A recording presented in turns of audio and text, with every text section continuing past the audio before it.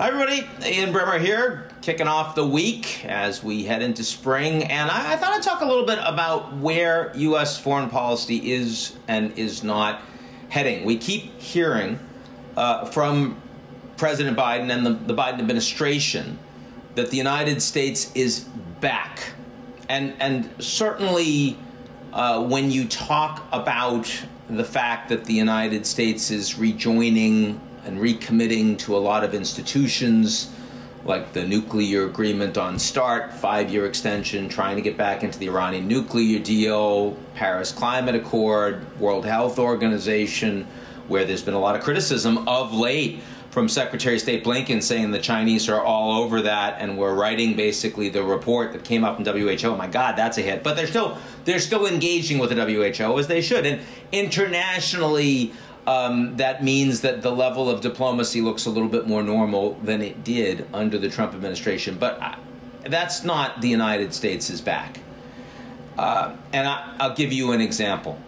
Under Obama and Biden, by far the most important piece of strategic foreign policy initiative was the Trans-Pacific Partnership. If it had been signed by the U.S., it would have been by far the most important, largest, highest standard multilateral trade deal in history. And the United States failed to get it done. Trump left. So if the United States is back, then obviously that means we're re-engaging with the TPP, right? All of our allies want us to do it. No, we're not. Why aren't we? Well, because there's no support for it among the American population. And so as a consequence, you can't say the United States is back. When you look at global trade, you look at the EU-China investment deal. You look at RCEP, which is not as high standard as TPP, not as deeply integrated as TPP, but massive and multilateral. You would look at the EU-Mercosur deal that probably happens next year, well in train. All of the multilateral work on trade is happening absent the United States. So the United States is not back. Look at the ceasefires going on in Syria, in Libya, Nagorno-Karabakh. These are largely being driven with the United States at the margins. The U.S. wants to leave Afghanistan. Biden is not going to announce a May 1 full withdrawal. He'll kick the can a bit, but the intention is get the Americans out. That's not the United States is back. Now, by the way, I personally am glad that we're finally going to end the war in Afghanistan, but I also want to be clear. The reason the United States is not back is because foreign policy of the United States for decades, from the Democrats and Republicans, was largely in service of the top 1% of Americans. And as long as the average American believes that to be true, it's very hard for a political leader in the United States to go back to those sorts of policies. Whether you're talking about free trade or foreign wars or open immigration, the average American, working class, middle class, feels like none of these things benefited them. And so the most important thing that the Biden administration can do in order for the Americans to be back, first, is make sure you're coordinating well with allies, which is increasingly challenging. And the reason you need to do that is because the Americans aren't going to don't want to do the same kind of lifting they've done historically. But secondly, and most importantly, you need to work on the underpinnings of that foreign policy to get buy-in from the average American. In other words, the American foreign policy needs to be seen as increasingly in service of the middle class. And I don't think that means ending free trade forever. I think it means investing in these people. And by the way, I am actually getting a little bit more optimistic about what the U.S. is doing on this front at home. I'm a big fan of the trillions of dollars that are now being spent. I wish it was bipartisan. It's not. It's largely party line vote, and we'll see that again at the end of this year on infrastructure. But certainly, The idea of the government making pre-K education free, public school, and community college education free, subsidized, the idea of investing massively into, say, broadband access to underserved rural areas of the country, these are things that will disproportionately benefit the middle class and those that have been forced out of the middle class over the last decades. And that's a really good thing. That's massively overdue, and it will matter in over time, making the average American feel like U.S. foreign policy is something they are invested in, that what the United States does better economically, that they do better too. But that's been the principal failing. Right now, the U.S. is, despite being the most powerful and wealthiest economy in the world, the U.S. is also the most unequal of all of the G7 economies.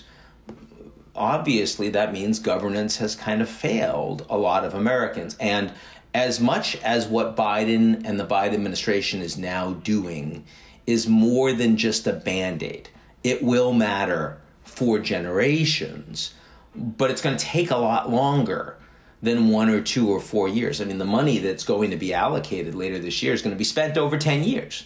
And the level of displacement that has occurred and is occurring, especially not just from free trade, but also from technological displacement, which is speeding up, which is accelerating dramatically, given coronavirus and how advanced technologies are the ones that are doing the best as people are pulling out of lockdown and the brick and mortar economy is doing so much worse. That means that these people have a bigger hole that the American government needs to support. Now, how much of that is redistribution and how much of that is deficit spending? That's an open question.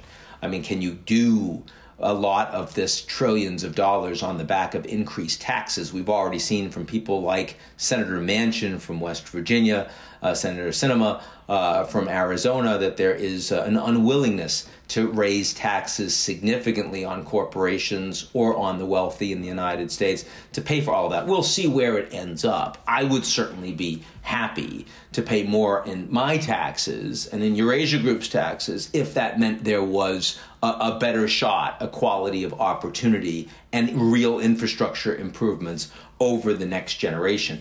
But none of this is going to have an impact tomorrow. None of this is suddenly going to make the Americans feel like foreign policy is working for them.